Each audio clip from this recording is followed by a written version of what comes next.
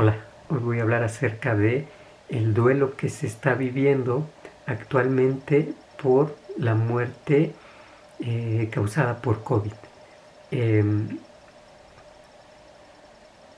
Es una muerte inesperada, es algo que no te esperas, es algo que no esperabas, es algo que fue muy rápido y que aquí ese factor importante, al ser algo inesperado, ya genera un impacto emocional importante en los familiares principalmente, o en los cercanos o queridos a quien murió, y que es ahí donde se empiezan a activar mecanismos de protección como el shock, como la negación, en donde no lo puedo creer, si apenas platiqué con él ayer, antier, y ya se murió.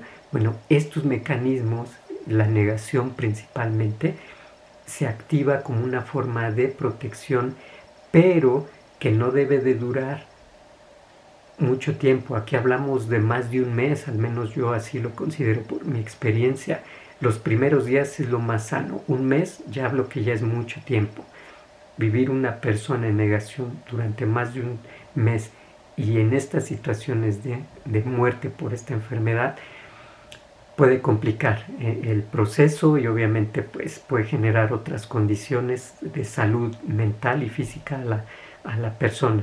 Entonces es un mecanismo sano, es necesario cuando en algunas personas, pero no debe durar mucho tiempo, ¿sí? Otro factor importante es justo las emociones, que puede haber enojo, que puede haber tristeza, hay que desahogarlas.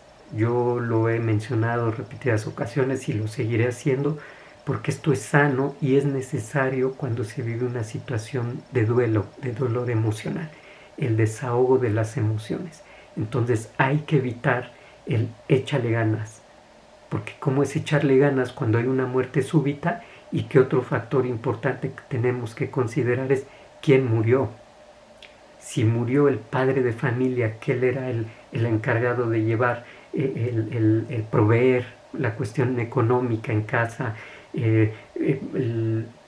la ropa, en fin, lo básico, y ahora ¿quién lo va a hacer? Pues lo tendrá que hacer mamá, por ejemplo, o si no había mamá. Si ya no había mamá y el único que queda era papá, ahora quedan los hijos. En fin, tenemos que ver cada muerte como particular. Decir échale ganas es una gran falta de respeto porque no sabemos el contexto familiar. Si había violencia, si no había violencia, si quien murió era la víctima de esa violencia o si quien murió era el que violentaba.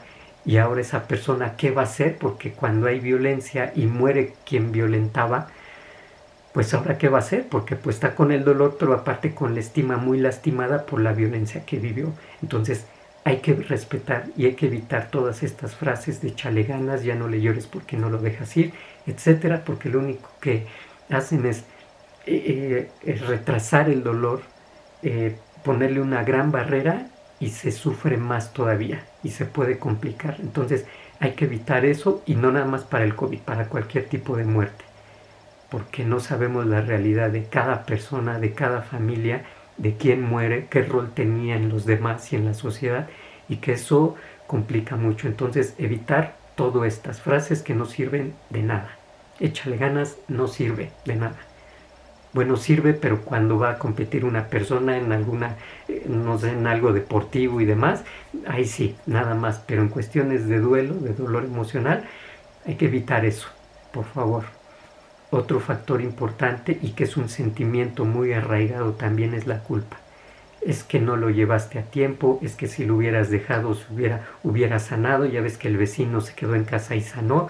¿Por qué lo llevaste? ¿O por qué lo llevaste y allá lo mataron?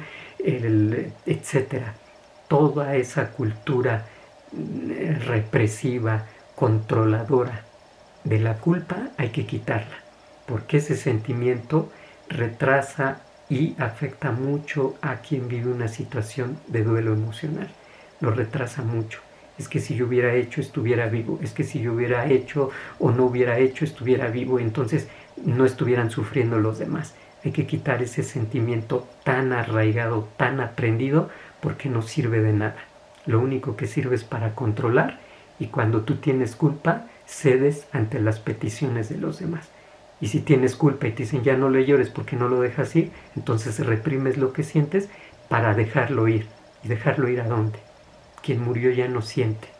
Entonces hay que considerar estos aspectos importantes para empezar a reconocer, quitar los que no sirven y desahogar lo que sientes, porque solamente es un dolor que tú sientes, nadie vive, tú tienes y vives una realidad de la cual te tienes que hacer responsable para sanar, porque el dolor emocional se sana, pero la única manera es desahogando, no reprimiendo, ¿sí? Entonces hay que poner atención a estos puntos, empezarlos o seguirlos trabajando para que tu duelo se resuelva en algún momento, ¿de acuerdo?